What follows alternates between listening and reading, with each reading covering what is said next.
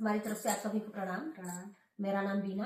मेरा नाम सी। आज हम आप लोगों को प्यारा सा विवाह गीत सुनाने जा रहे हैं, जो कि जब मंडप में शादी बैठती है तब गाया जाता है, उसी समय का है। आप लोग पूरा आवाज कीजिए। बहुत ही प्यारा सा विवाह गीत है। पूरा आवाज कीजिए। आप लोग चैनल को हमारे सब्सक्राइब कीजिए, लाइक कीजिए, शेयर करिए। कमेंट में जरूर बताइए कि हम लोगों का गाना आप लोगों को कैसा लगता है। पूरा आवाज करेंगे, हमें विश्वास है कि बहुत प्यारा सा, बहुत सुंदर सा गीत है। बहुत बहुत धन्यवाद। चौके हाँ बैठालिए सीता सुंदर, चौके हाँ बैठालिए सीता सुंदर।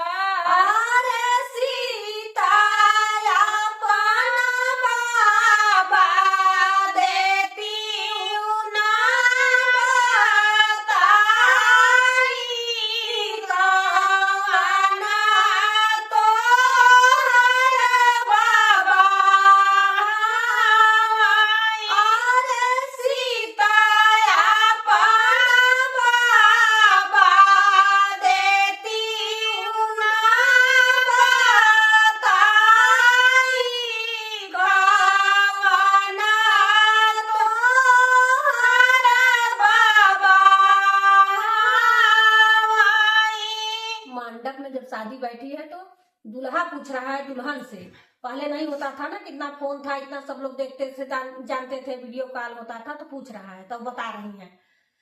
पहिरे पियरिया ओढ़ले दुसलवा, पहिरे पियरिया ओढ़ले दुसलवा। अरे स्वामी जना तोहरा पाऊआ पखारी आई उहाई हमारा बाबा।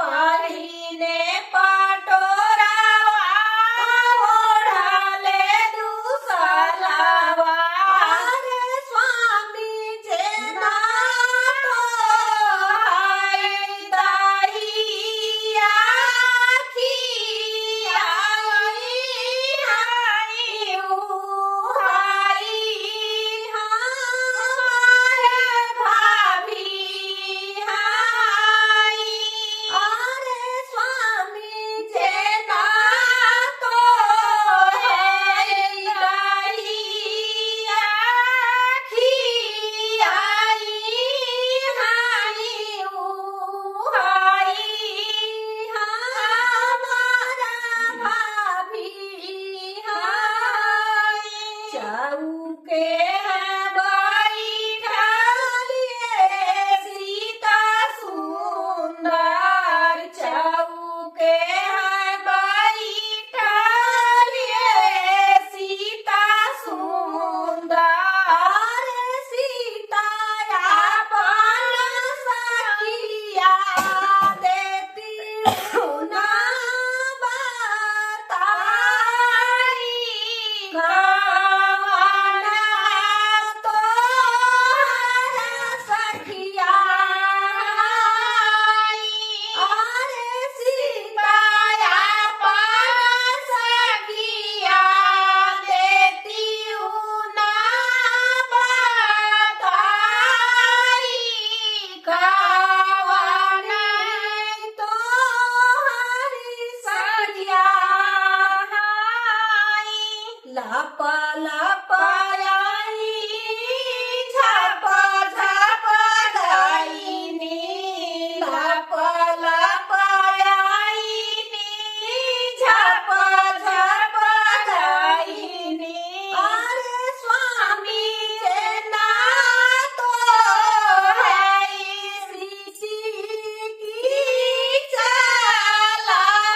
चलवानी ऊ हाय हमारी सखी हाय अरे स्वामी जे नातो है सीटी की चलवानी ऊ हाय हमारा सखी हाय। बहुत बहुत धन्यवाद। सहेली जौन होनी लप से हर ओहर बनाने में दौड़त नहीं बहुत बहुत धन्यवाद।